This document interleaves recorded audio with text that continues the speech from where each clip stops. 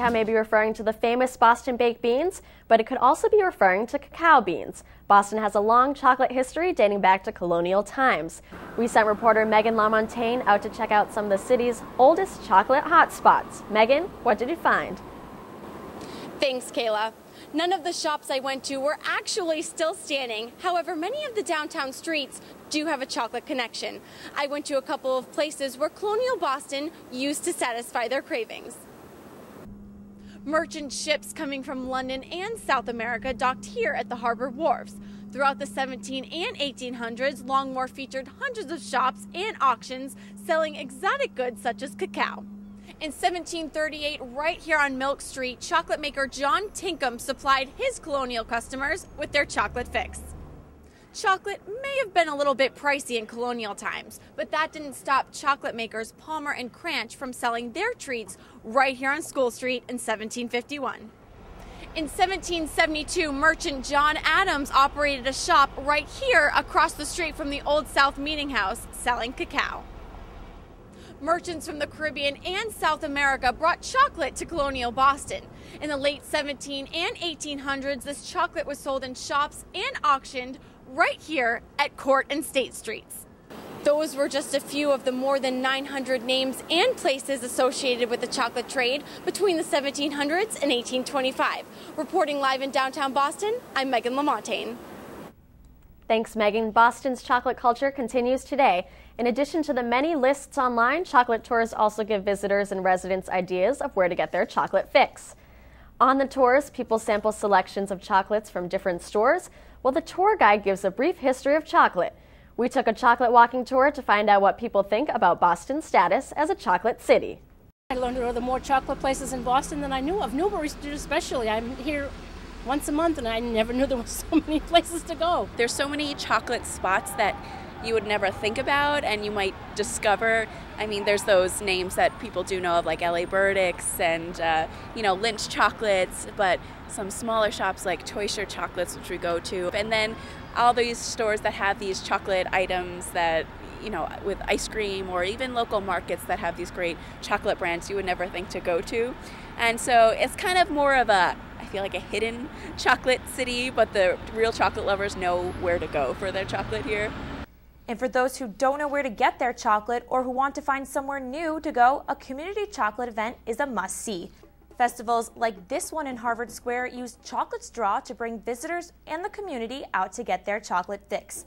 At this particular one, visitors bought a map and did a chocolate scavenger hunt around Harvard Square. I'm pretty obsessed with chocolate, and I decided to give it up for a month to see if I could, so I made a bet with my boyfriend.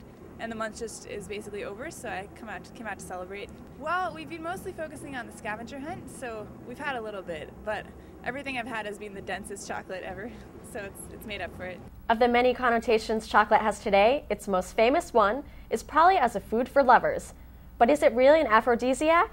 We know that one of the chemical compounds in chocolate, theobromine, increases peripheral blood flow, but does chocolate deserve its romantic reputation?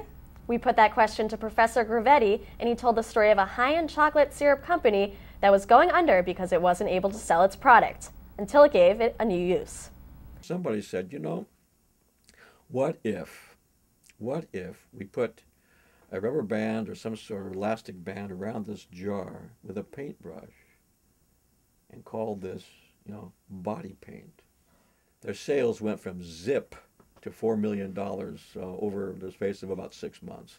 It's one of the great marketing stories of all time. And so there's a little bit to all that. And another one of chocolate's most famous uses is as a holiday treat. For chocolatiers, the major holidays, Christmas, Easter, and of course Valentine's Day, are the times when they make a sizable part of their income. It can mean making bunny after bunny or egg after egg to meet the demand. But the holidays are also a time for many chocolatiers to exercise their creativity. Cat Viglienzoni has more on a chocolatier who is doing just that. Easter is one of the biggest holidays for most chocolatiers, one they spend months preparing for. Right now in April, chocolatiers are clocking in long hours to finish the amount of holiday sweets they'll need. And Serenade Chocolatier in Brookline has a rather extraordinary tradition. Easter is just weeks away, and at Serenade Chocolatier in Brookline, the order of the day is eggs, eggs, and more eggs. but only a select few are this tall. And I said, well, you know, nobody's going to come in here and buy a 2-foot egg, but I'll make it just for you as a custom order. And 23 years later, they still ask me to make 6 to 8 of them every year. The Italian family that owner Nurkilik says the largest of their eggs are for our special case. But at 14 inches tall and decorated with festive colors, their regular Easter eggs are an undertaking for any bunny. This year we did quite a lot with balloons, little colorful balloons and little bunnies. But it always has to have flowers and pastel colors and fun. The egg making and decorating is left up to manager Jen Pawlowski. First, she ladles tempered chocolate into 2 halves of a mold, which are then put into a refrigerator to harden for a few minutes. When they're taken out, they're emptied and wrapped chocolates are added, a surprise in the hollow egg. Half of the egg is decorated using white chocolate in a pastry bag to spell out messages or draw designs. The seam is coated with tempered chocolate. This acts as a glue to hold both halves of the mold together. But before that, there's one thing she has to do to make sure the egg looks nice. Let's trim some excess chocolate off of here first. To finish off the egg's polished edge, she uses a chocolate rim to cover up the seams. Pawlowski says she's never timed how long one egg takes her. When the day is done, she hopes she'll have another 7 finished. But by the time Easter hops around, she'll have made several hundred of them. Reporting for The Secret Life of Chocolate, I'm Cat Viglienzoni. Next on The Secret Life of Chocolate, Death by Chocolate, the darker side you haven't heard about. And fitting the mold, we'll take you out to California to see the chocolatier with the wall of chocolate molds. We'll be right back.